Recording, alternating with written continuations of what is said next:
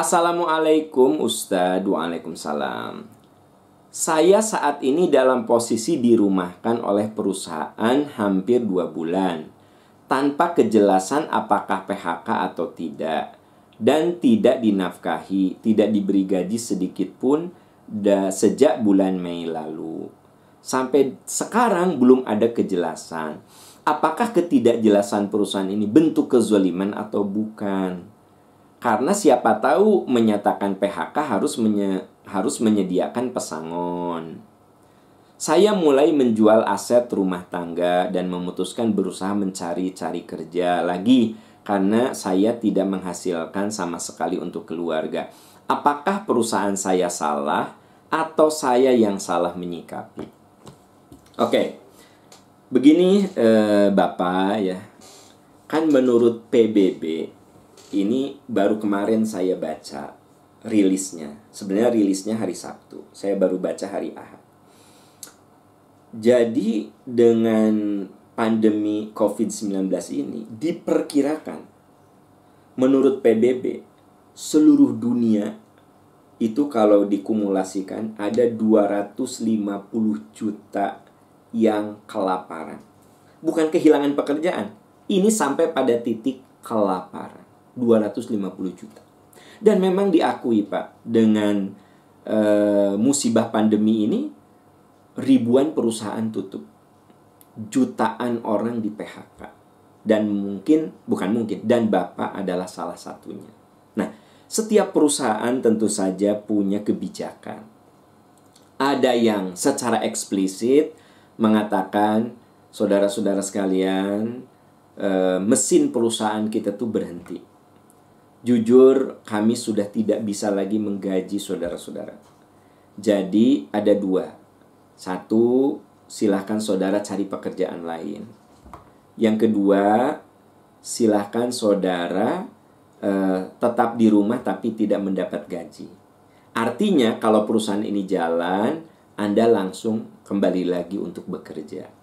Jadi begini Pak, mungkin kalau di PHK, begitu perusahaan itu jalan, ya Bapak kan tidak bisa balik lagi. Karena kan sudah putus hubungan kerja. Dan kalaupun dia mengatakan PHK, ya memang yang namanya PHK itu harus ada pesangon. Kalau PHK-nya bukan karena kesalahan. Kan ada PHK karena kesalahan. Ya, maaf misalnya karena ketahuan merusak perusahaan dengan cara korupsi. Nah itu kan namanya bukan di PHK, diberhentikan secara tidak hormat. Nah itu kan tidak dapat pesangon kan gitu misalnya. Nah jadi saya tidak tahu kenapa perusahaan Bapak tidak menjelaskan.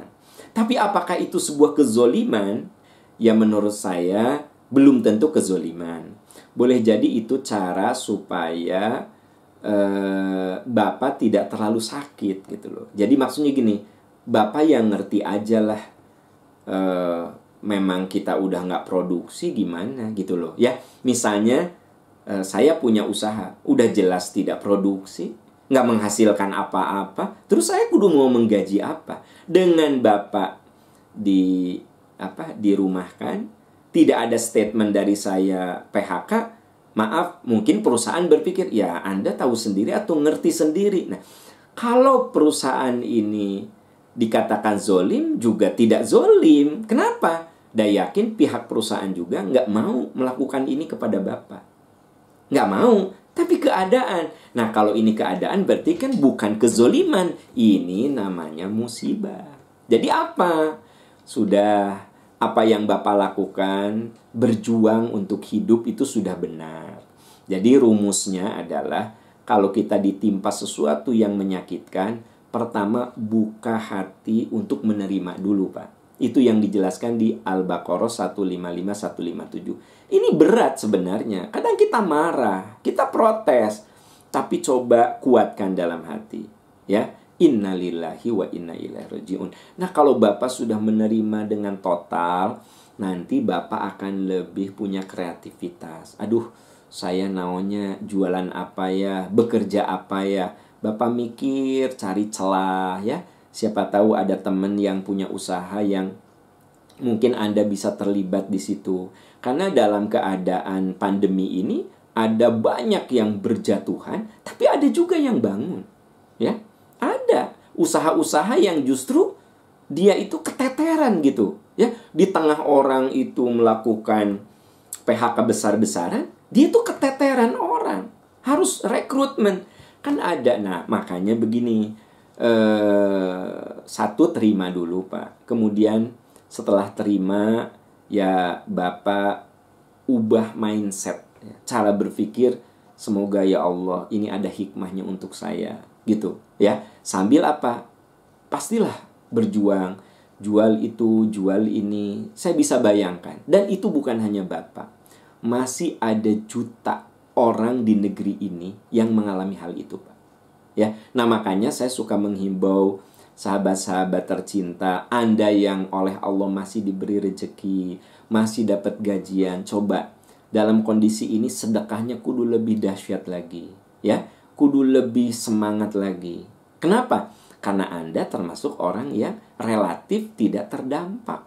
Kalau biasanya kita ini sedekah 2,5%, bisa nggak sih dalam kondisi sekarang ini jadi 10%? Misal, kenapa?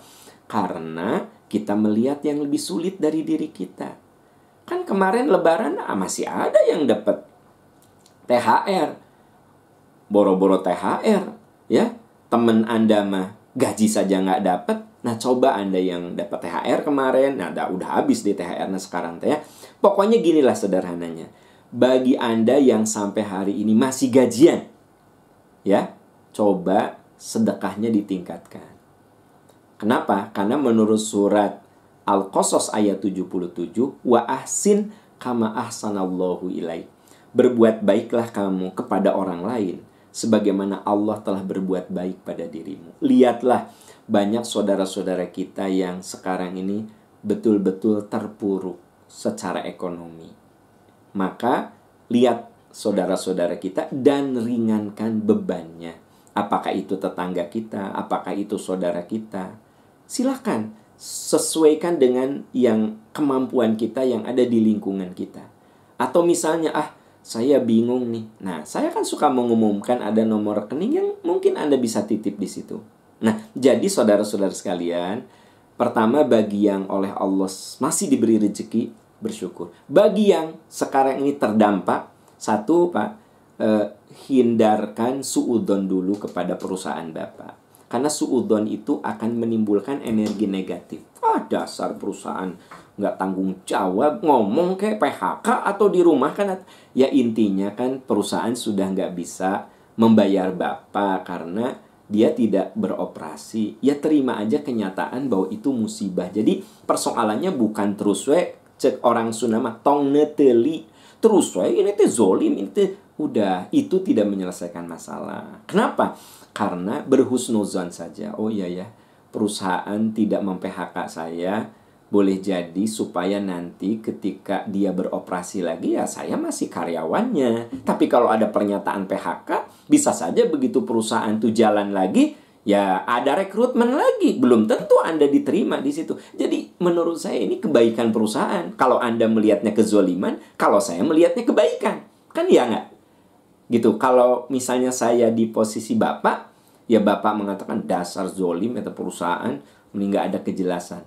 Nah, boleh jadi saya berpikir, ya mudah-mudahan lah perusahaan jalan lagi. Kan saya belum di PHK tuh, ya mungkin saya punya peluang lah bisa kerja lagi di situ. Kan beda ya cara berpikir. Makanya kembali kepada Al-Baqarah 155-157, alladzina idza asobathum musibah qalu inna lillahi wa inna ilaihi rajiun. Ya, supaya energi kita keluar, husnuzon kita ada. Jadi dalam hidup mah husnuzon itu penting karena husnuzon itu doa.